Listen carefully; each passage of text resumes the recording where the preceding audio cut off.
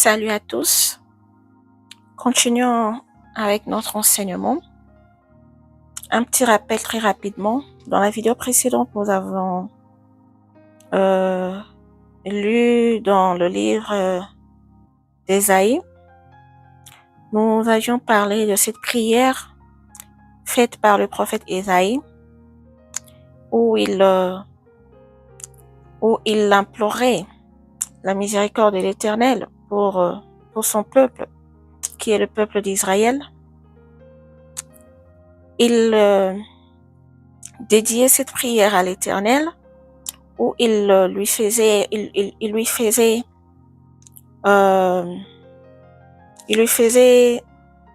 savoir la prise de conscience de ces peuples. Ce peuple qui, après avoir subi ou éprouvé tous ces jugements, ces châtiments, vient reconnaître leurs fautes. Et c'est à travers cette prière que le prophète Ésaïe était en train de faire voir à l'Éternel combien ce peuple le regrettait et qu'il cherchait le secours, l'intervention de l'Éternel. Nous l'avions lu dans Ésaïe 26, du 16e au 17e verset. Nous avions aussi lu dans le livre d'Apocalypse, Apocalypse au chapitre 12, du 1er au 5e verset, où nous avions parlé de ces dragons, de la femme et de cet enfant qui devait naître de cette femme. Rappelons-nous que le titre de ce point est le douleur d'enfantement. Alors, nous avions lu dans le livre d'Apocalypse, chapitre 12, du 1er au 5e verset, où nous avions expliqué, nous avions essayé de décortiquer, nous avions essayé de donner plus de détails en ce qui concerne ces dragons, la femme et l'enfant, et nous avions parlé de la montée de cette bête qui devait monter de la mer, donc de la première bête qui devait monter de la mer, et nous avons essayé de faire voir quelle allait être sa mission sur la terre, son rôle, comment il allait évoluer pendant son temps bien fixé, son temps qui est bien déterminé, qui est de 3 ans et demi. Donc, ce que nous allons lire aujourd'hui vient également appuyer ce que nous avions vu dans la vidéo précédente. Alors, nous sommes dans le livre de Daniel, chapitre 7. Nous allons lire à partir du 23e au 27e verset. Nous sommes là, dans le livre de Daniel, chapitre 7. Nous commençons à partir du 23e au 27e. Rappelons-nous, ces livres et ces chapitres, nous l'avions lu dans les vidéos passées et nous en avions déjà parlé en long et en large. Nous avions essayé de donner plus de détails. Dans les Écritures nous disent « Il me parlait ainsi ». Le 4e animal, c'est un 4e royaume qui existera sur la terre, différent de tous les royaumes et qui dévorera toute la terre, la foulera et la brisera. Donc ici, rappelons-nous qu'il s'agit ici de 4 animaux de la vision reçue par Daniel. Nous en avons parlé plusieurs fois. Si vous retournez dans les vidéos passées, vous verrez dans le titre qui parle de Daniel. Là, on parle de ce 4e animal, c'est un 4e royaume, on dit ici, qui existera sur la terre. Ok, on dit qu'il sera différent de tous les royaumes et qui dévorera toute la terre. Donc, ce 4e animal représentera un royaume. Et ces royaumes, on dit qu'il foulera et brisera toute la terre entière. Et la suite dit, les 10 cornes, ce sont 10 rois qui s'élèveront de ces royaumes. Ici, en fait, c'est l'explication que l'ange est en train de donner à Daniel. Il dit que ces 10 cornes, ce sont 10 rois, donc ces 10 rois qui s'élèvent de ce royaume. Et on dit, un autre s'élèvera après eux. Après ces 10 royaumes, il y aura un autre royaume qui s'élèvera et il sera différent de premier. Et il abaissera 3 rois. Donc, lorsqu'il sort, cet autre roi qui surgit, vient surgir parmi ces 10 et il abaisse 3. Et quand il abaisse 3, il en reste 7. Plus lui-même qui nous donne une totalité de 8. Donc, il prononcera de paroles contre le Très-Haut et il opprimera les saints de Très-Haut et il espérera changer les temps et la loi. Et les saints seront livrés entre ses mains pendant un temps de temps et la moitié d'un temps. Donc, vous voyez ces écritures, c'est juste pour appuyer ce que nous avions dit dans la vidéo précédente lorsque nous avions lu dans le livre d'Apocalypse, dans le chapitre 13, où nous avions parlé de cette bête qui doit monter de la mer. Nous avions dit que cette bête viendra avec arrogance et elle sera puissante. Elle sera puissante et elle va faire la guerre aux saints. Donc, vous voyez que c'est la même vision qu'a eu Daniel, qui va de pair avec celle qu'a eu Jean dans le livre d'Apocalypse. Vous voyez, un temps et la moitié d'un temps. Donc, ça veut dire que le temps qui lui est fixé, c'est la moitié d'un temps. Donc, la moitié de 7 ans de tribulation, qui est 3 ans et demi, de la grande tribulation, qui est la partie ou le temps que la bête, le temps qui est destiné pour la bête. OK? Et puis, on dit, puis il viendra le jugement. Donc, après le 3 ans et demi que viendra le jugement. Donc, le jugement de l'Éternel. Le jugement de l'Éternel, nous en avions parlé. Après ces temps, il y aura le jugement. Nous en avions parlé. J'avais lu, toujours dans le livre d'Apocalypse, dans la vidéo précédente, j'avais dit qu'il y aura des trompettes qui vont suivre et on lui ôtera sa domination. Donc, c'est-à-dire que la deuxième venue de notre Seigneur Jésus-Christ, qui se fera après cette grande tribulation, et le Seigneur viendra pour siéger son trône. Alors, il devra lui ôter sa domination qui sera détruite et anéantie pour jamais. Donc, déjà qu'on voyait pour jamais, vous comprenez que c'est la fin. C'est la fin de toute chose. Et le règne et la domination et la grandeur de tout le royaume qui sont sous les cieux seront donnés au peuple de saints. Au peuple de saints, c'est-à-dire au peuple de Dieu, aux élus, ok? Aux élus, aux fidèles, à tous les enfants de Dieu. Donc, le royaume leur sera donné. Et on dit que son règne est un règne éternel. Le règne de qui? De notre Seigneur Jésus-Christ. C'est un règne éternel et tous les dominateurs le serviront et lui obéiront. OK? Donc, tous ceux-là qui se disent rois, qui se disent chefs, qui se disent le prince de ce monde, qui se disent qu'ils sont ce sont eux qui sont au-dessus de tout le monde, ils serviront et obéiront notre Seigneur Jésus-Christ. Alors, lorsque vous voyez ça, vous comprenez déjà que après ce jugement, il y aura une autre vie qui vient, ok, sous le règne de notre Seigneur Jésus-Christ. Et vous comprenez qu'il y aura un temps accordé, une faveur, un temps accordé, un temps, une prolongation accordée à certains dominateurs, ok, dominateurs de ce monde. Cette prolongation de notre Seigneur Jésus-Christ pour rester en vie, ok, de rester en vie, de continuer à vivre, mais maintenant sous la domination de notre Seigneur Jésus-Christ. Et après ces temps, nous comprenons que c'est un règne de 1000 ans, ok, c'est un règne de 1000 ans. Et après ce règne, que viendra le tout dernier jugement de l'Éternel. Ok, il y aura une grande bataille et viendra le tout dernier jugement de l'Éternel. Parce que pendant ces règnes, Satan, le diable et la bête, et le faux prophète, tous ses alliés, ils seront enchaînés. Ok, ils seront enchaînés. Et c'est Christ qui règne. Mais il y a une prolongation pour certains chefs ou autorités ou dominateurs de certaines nations. Bien là, nous sommes dans le chapitre 8, toujours dans le livre de Daniel. Nous allons commencer à partir du 9e au 14e verset. Les Écritures nous disent: de l'une d'elles sortit une petite corne.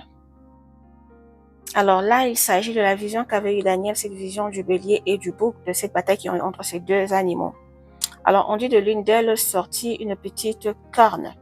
De l'une d'elles qui sont elles là, puisqu'elles sont plurielles. Il s'agit ici des cornes, ok? Des cornes Lorsque vous remontez, vous lisez, vous allez comprendre l'histoire. Nous en avions parlé plusieurs fois dans les vidéos passées. Alors, il s'agit toujours de cette même histoire que nous venons de lire dans le chapitre 7 tout de suite là.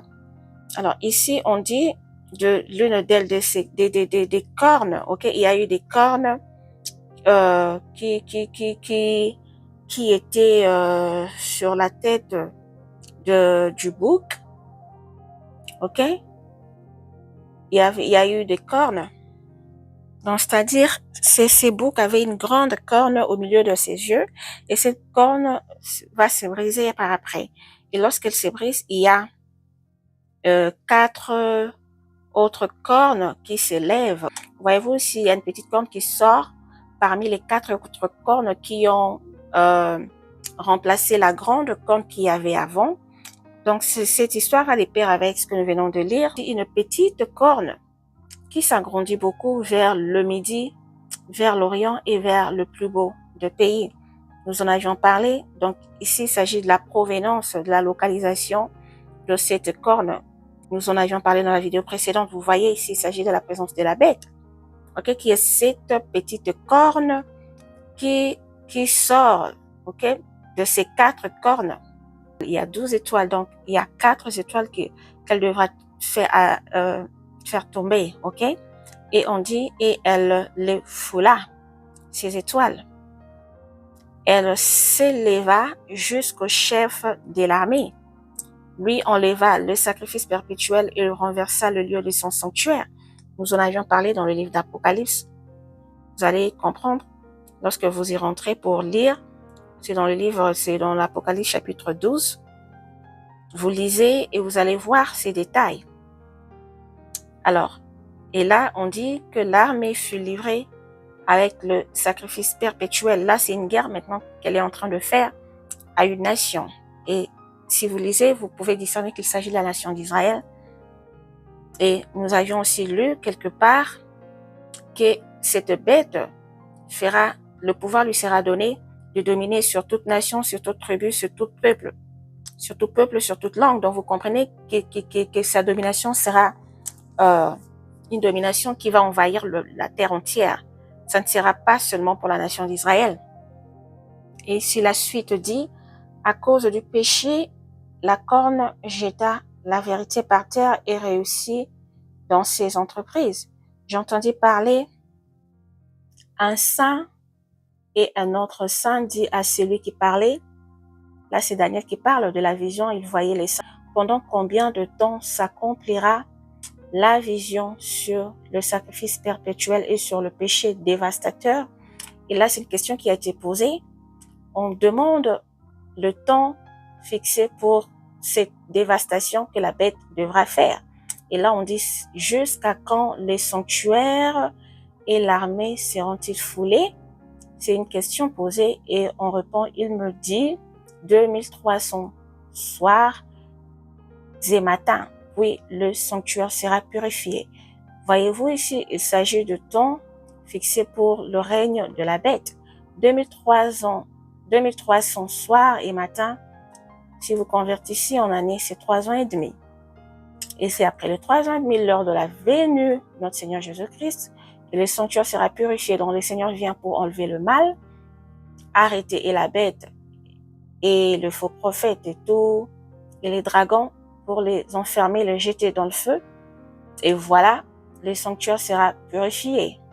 Donc vous comprenez qu'il s'agit toujours de cette même histoire de ce que nous avions lu dans la vidéo précédente. Lorsque nous descendons un peu plus bas, toujours dans ces chapitres, et là nous commençons à partir du 23e au 26e verset, la parole dit « à la fin de leur domination ». Ok, donc là, il s'agit à la fin de domination de qui? De ces 4 cornes qui se sont élevées de ces boucs, ok? De ces boucs, donc c'est-à-dire de ces royaumes-là, qui fut le royaume de Javon, vous vous rappelez? Il avait d'abord une corne entre ses yeux qui fut le premier roi. Il tombe et il y a 4 autres rois qui surgissent. Et ces 4 rois, parmi eux, il y a un petit roi qui sort, ok, que nous venons de lire tout à l'heure, qui est la présence de la bête, ok.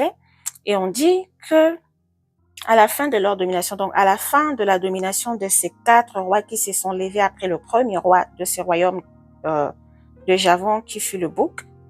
Ok, vous pouvez voir ça ici. Si vous retournez, on dit que les 4 cornes qui se sont élevées pour remplacer cette corne brisée, ce sont 4 royaumes qui s'élèvent de cette nation, mais qui n'auront pas autant de force.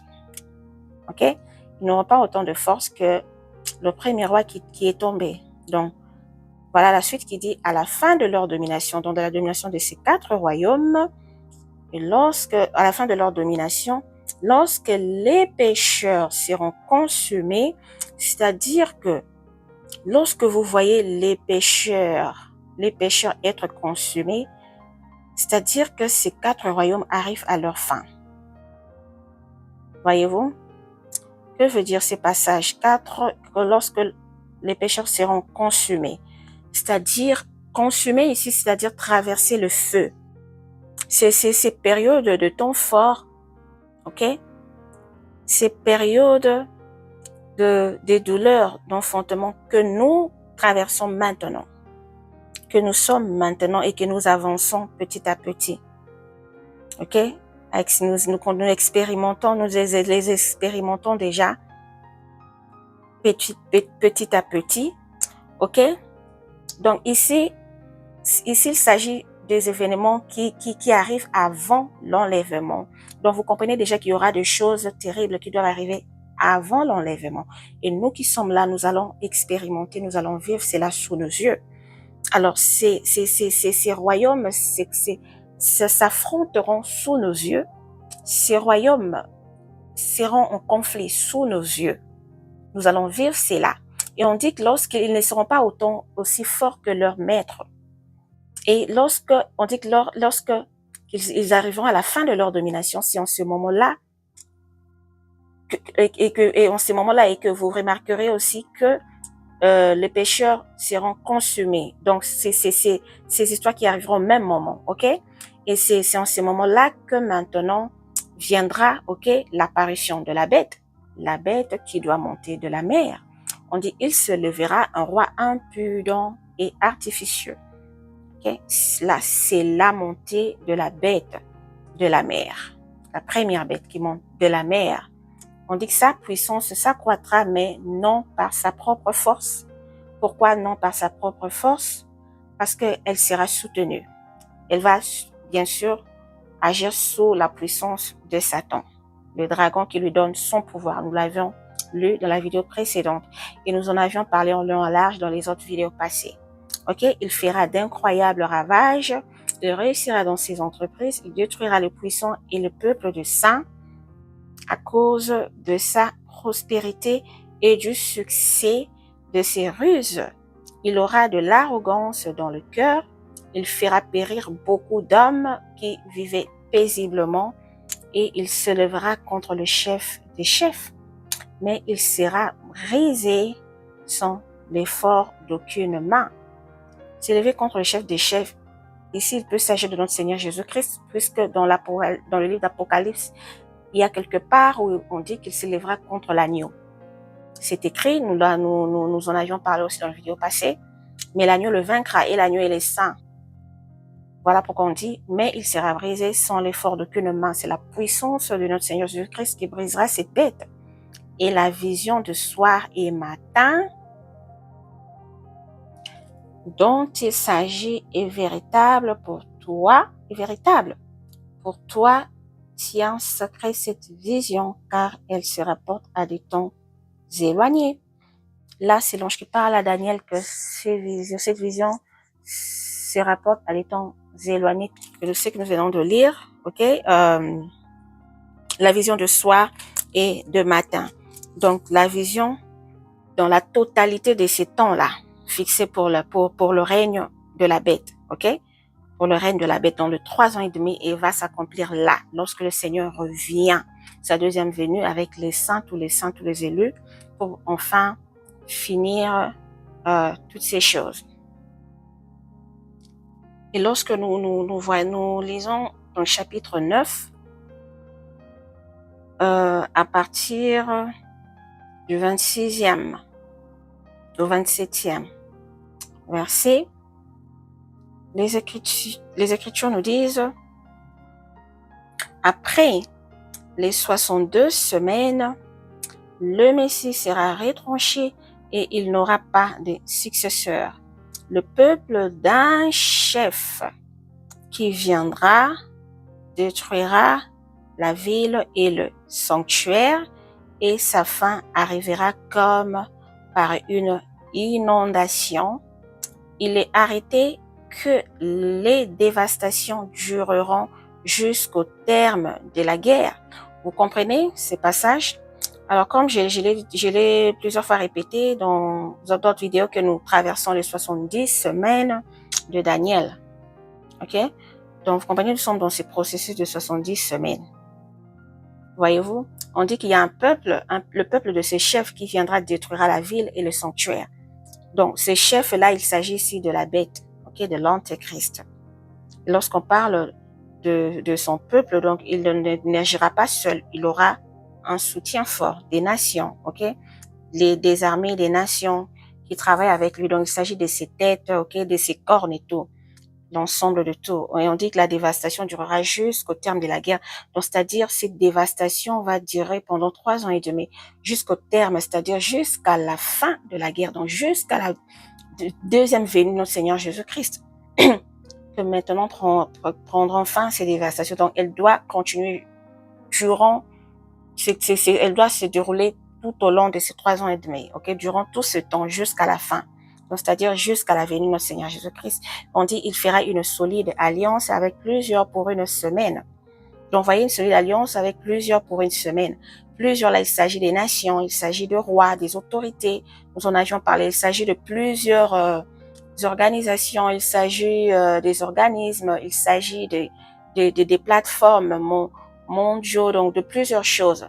Ok, on dit pendant 7 ans ici veut tout simplement dire, pendant une semaine, je veux dire, qui veut signifier 7 ans. Ok, les 7 ans de tribulation qui doit prendre place dans le monde. Et vous comprenez que même pendant que l'Église sera encore sur terre, déjà, ces choses, il y aura déjà ces déroulements de cette alliance dans l'ombre.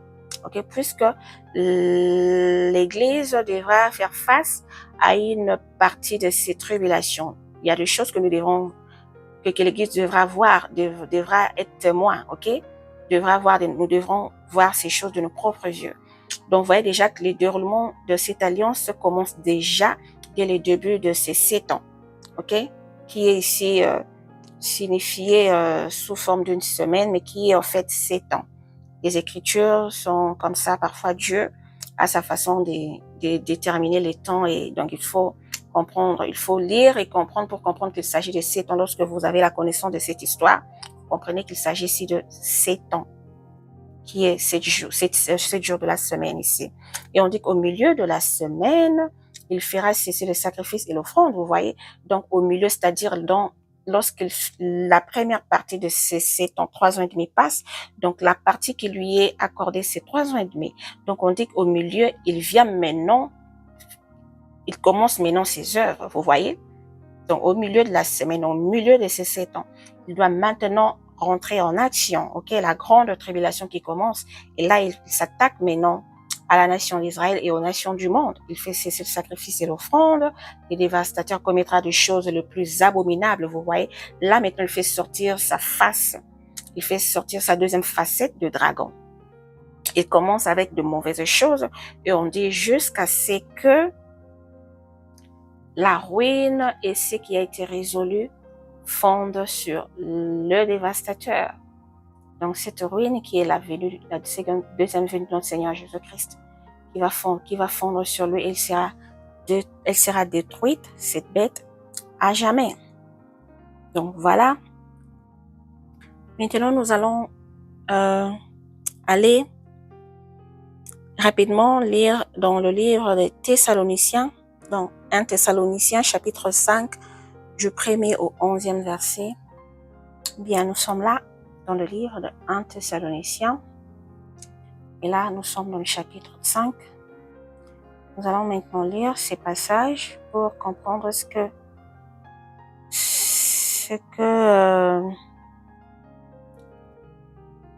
ce qu'il nous donne comme suite en ce qui concerne les douleurs d'enfantement.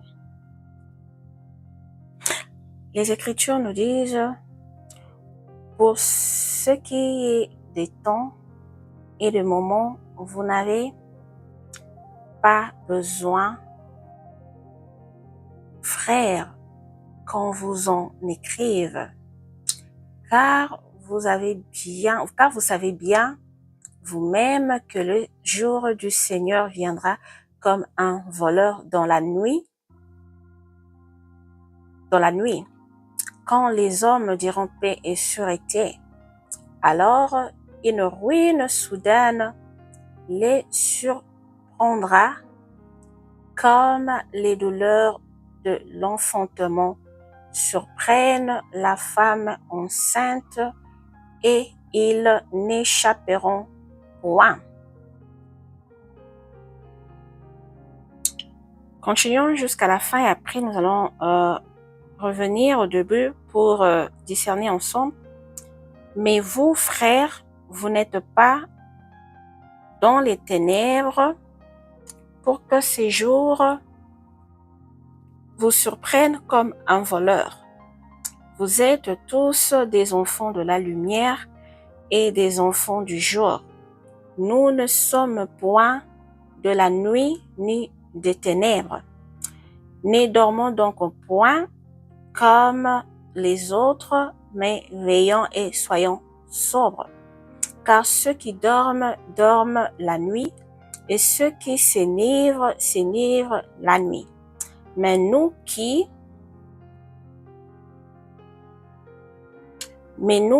sommes du jour, soyons sobres, ayant revêtu la cuirasse de la foi et de l'amour, et ayant pour casque l'espérance du salut. Car Dieu ne nous a pas destinés à la colère, mais à la possession du salut par notre Seigneur Jésus-Christ, qui y est mort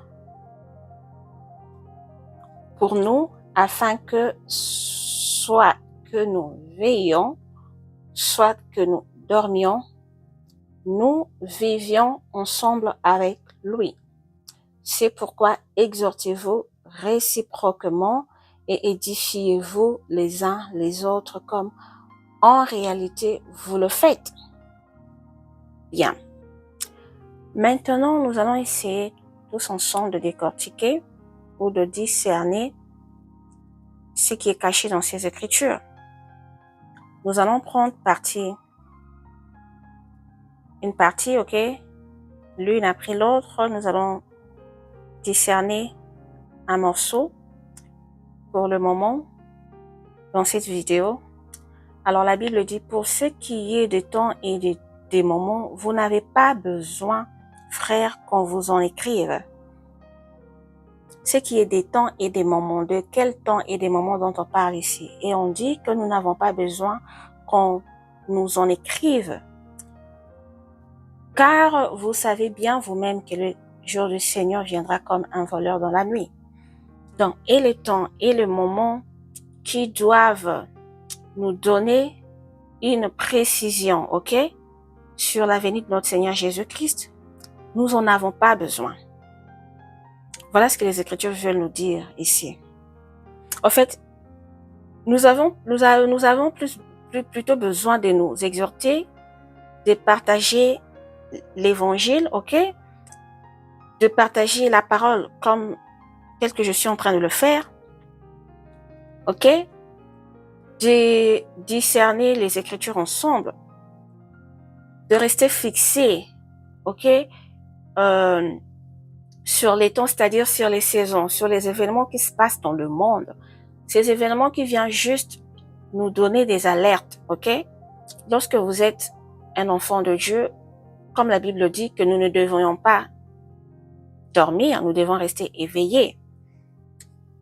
Voilà ce que ces Écritures veulent dire. Donc, nous n'avons pas nous torturer ou à nous tuer, à chercher à savoir quand est-ce que le Seigneur vient.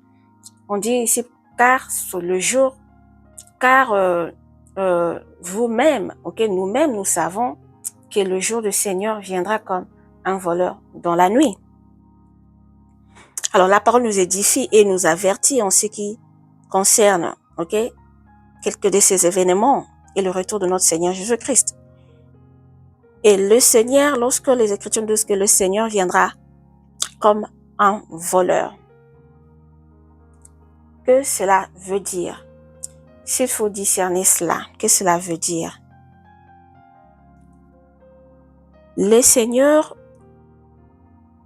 nous, ici, il nous parle, les Écritures nous parlent du retour de notre Seigneur d'une manière imprévisible, c'est-à-dire ce retour qui n'est pas fixé à un temps précis pour nous, le monde, pour nous qui vivons dans le monde, ok? C'est-à-dire qu'il n'y a pas un jour prévu ou arrêté qui nous doit être communiqué. Seul Dieu connaît ce jour, ok? Et son retour devra se faire de façon inattendue, spontanée. Et pourquoi cela? Pourquoi ici les Écritures nous disent qu'il viendra comme un voleur dans la nuit? Pourquoi? Eh bien, c'est parce que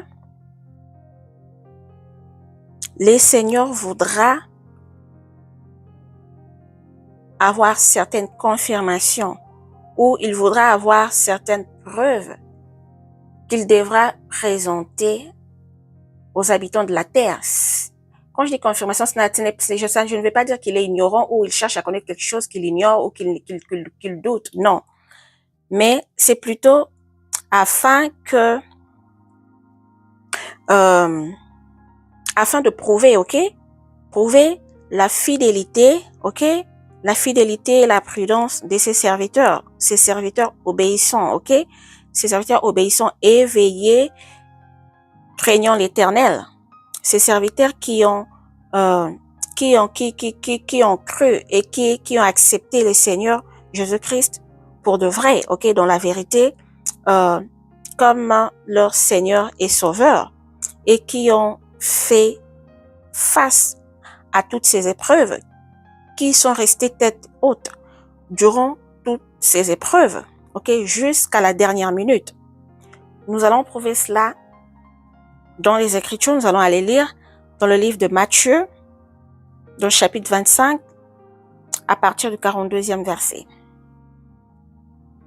Bien, là, nous sommes dans le livre de Matthieu, chapitre 24, à partir du 42e verset. Voici ce que nous disent les Écritures. Veillez donc, puisque vous ne savez pas que le jour votre Seigneur viendra. Sachez-le bien. Si le maître de la maison savait à quelle veille de la nuit le voleur doit venir, il veillerait et ne laisserait pas percer sa maison. C'est pourquoi vous aussi tenez-vous prêts, car le Fils de l'homme viendra à l'heure où vous n'y penserez pas. Quel est donc le serviteur fidèle et prudent que son maître a établi sur ses gens pour leur donner la nourriture au temps convenable? Heureux ce serviteur que son maître, à son arrivée, trouvera faisant ainsi.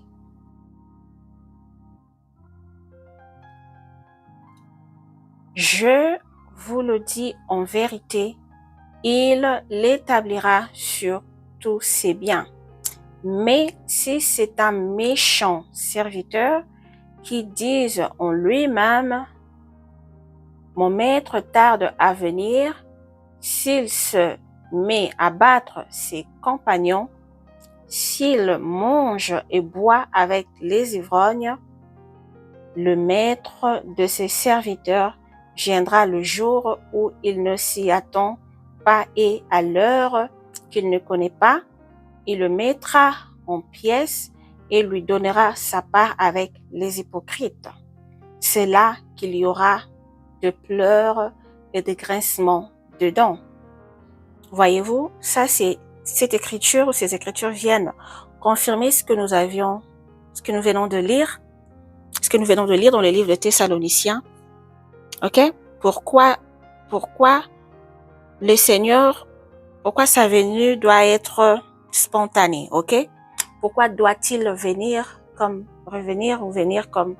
un voleur?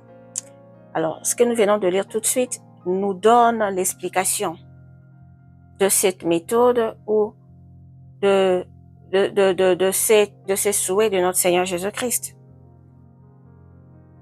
En fait, c'est juste pour nous prouver à nous-mêmes qui nous sommes réellement pour lui. Alors, si tu sais que tu es réellement fils de Dieu, un bon serviteur qui obéit aux ordres de son maître, qui fait bien son travail pendant l'absence de son maître, alors tu n'as pas à t'inquiéter quand est-ce que ton maître doit revenir, à quelle heure, quel jour. Non, tu te dis, peu importe quand est-ce qu'il vient, il me trouvera dans mon travail, il me trouvera dans mon rôle. Voyez-vous? Alors, ici, le Seigneur veut tout simplement nous prouver à nous-mêmes qui nous sommes lorsqu'il revient. Et ces brebis, comme on dit que ces brebis, lorsqu'il les appelle, ils reconnaissent sa voix. Donc, il ne veut pas nous forcer. C'est nous-mêmes qui l'avons choisi comme notre maître. Alors, c'est à nous de remplir notre part. C'est à nous de remplir notre rôle. Voilà ces passages qui viennent nous donner l'explication de ces venues spontanées, ok? Cette venue indéterminée pour nous, les habitants de la terre. Alors, nous arrêtons ici pour cette vidéo car elle a été un peu plus longue. Et nous allons continuer dans la vidéo précédente, toujours dans ces livres de Thessaloniciens, pour discerner ou avoir plus de révélations sur ces passages que nous avions lus dans 1 Thessaloniciens, dans le chapitre 5 du 1er au 11e verset. Alors, nous nous retrouvons à très bientôt. Bye.